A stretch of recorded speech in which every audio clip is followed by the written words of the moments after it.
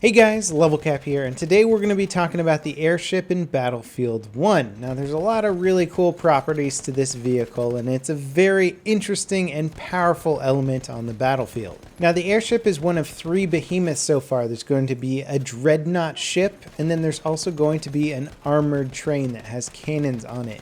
The type of behemoth you get is entirely dependent on the map and mode that you're playing on. And because the behemoths can be so powerful, it's important to get them into the battlefield at the right moments. Now DICE actually has a pretty interesting little algorithm that they've come up for when the behemoth spawns in.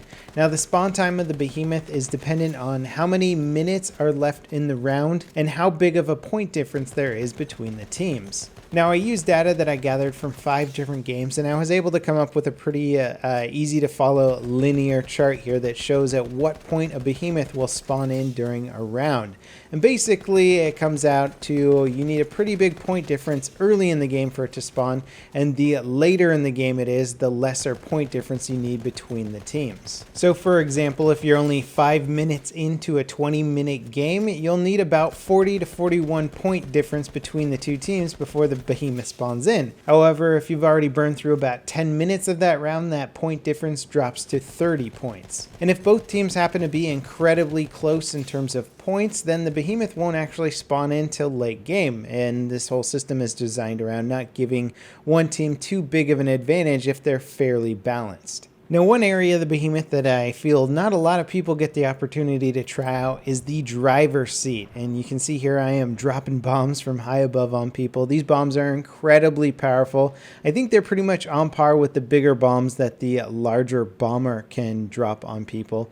And they absolutely obliterate buildings, infantry, and armor. Now, as the driver of the behemoth, you really have the responsibility to put it in a location where the rest of your gunners can be effective. There's 6 total seats, driver included, so that means there's actually 5 gunners, and you want to be sort of in the thick of things for the most part in order to be most effective. You do, however, have to watch out for the anti-aircraft guns, as they can not only take out your driver's seat, but they can take out your gunners as well. And you'll see the little gondolas that hang on the bottom of the Zeppelin. When they take too much damage, they can actually be blown off and they will fall off. So if the driver's gondola gets blown up, you can't drive or bomb with the Zeppelin until it respawns. It will respawn after a little bit of time though. Now the bomb radius on this thing is so powerful and so destructive, and because you have the ability to just kind of float over a point, you really can clear an entire point on your own. The only problem is that if you're already losing the round, your team probably doesn't have the best ability to be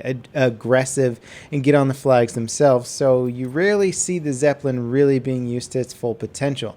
Not to mention having 6 seats, that's 6 less people that are going to be on the ground capturing points, and since kills don't bleed tickets anymore, there isn't really much point in being up in the air and getting kills from up above unless it facilitates flag capturing. Now the other 5 seats of the Zeppelins offer a lot of really powerful weaponry. The 2 top seats on the Zeppelin, seat number 6 and seat number 4, offer machine guns that are incredibly good at taking out air vehicles. They're pretty much completely ineffective at hitting ground targets. You might get lucky here or there, but if there's an airplane doing a strafing run on you and they don't attack from extremely down low, or they don't sneak up on you, they're going to be in your line of sight and you can do absolutely massive damage to them. In fact, the Zeppelin is great at simply clearing the skies. Now both of the machine gun nests can be destroyed by a talented pilot, and the gunners can simply be shot out of them by a good sniper. So there are vulnerabilities there,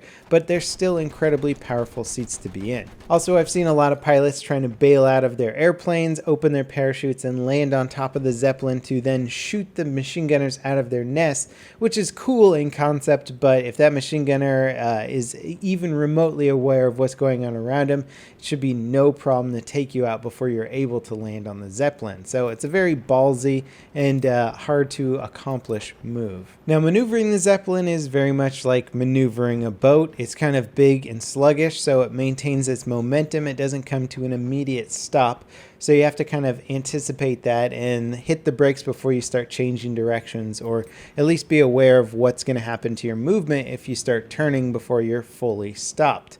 it can be a little bit tricky to try and center perfectly over the location that you're going for. Now, as the team that's in the lead, it is kind of perplexing as to how to attack the Zeppelin. It's such a big, ominous target that has so much health and so many different points to attack.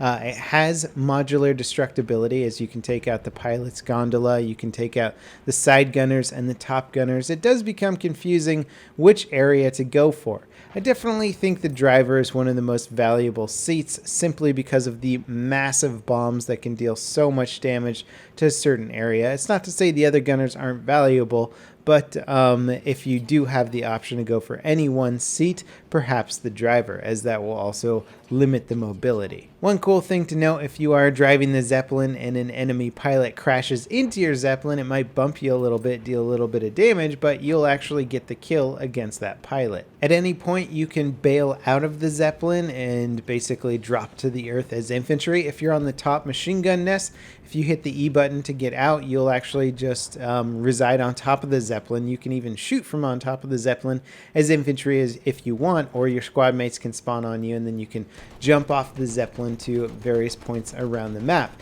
Actually, spawning infantry so that they can parachute onto points, I think, is one of the most valuable uses of the Zeppelin, and unfortunately it's not used for that much right now. I'm hoping that by the time the final game comes out, they'll have a dedicated infantry spawn point on the Zeppelin to allow people to just jump off and use it as more of a mode of transportations or a permanent spawn location. I think that would be actually far more useful in terms of capturing points than the machine gun nests are right now, because as it stands, a lot of people just like to get in the gunner seats and just stay there for as long as the Zeppelin's up, not allowing their teammates to spawn on the Zeppelin and then parachute into combat. Now, one thing to consider as the defending team, the team fighting against the airship, is should you attack it at all or just focus on the ground points? It is a huge and powerful force up above, and it can be really annoying if you're trying to cap a point that it's over.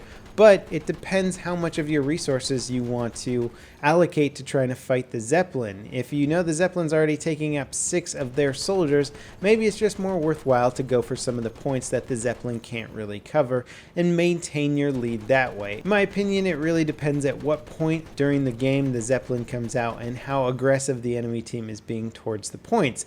Often the biggest trend I see is the Zeppelin just comes out and then the team captures even less points because so many people are focusing on spawning on the Zeppelin and shooting people from up above, which granted is a lot of fun, but it doesn't always attribute itself to teamwork that much. Now, there's many games in which the Zeppelin is never actually taken down. A lot of that has to do with how late the Zeppelin comes out during the game. If both teams are fighting very equally and you get the Zeppelin with 5 minutes to spare in the round, there's probably not going to be enough time to take it from 100% health down to 0 health. I mean, it really depends on how effective the enemy teams are. We know that anti-air guns are some of the most effective things against the Zeppelin, but tanks can also be used against the Zeppelin as well. If you take the light tank and perch it up on a mound and shoot straight up in the air, you can do some pretty serious damage to the Zeppelin, which is pretty fun.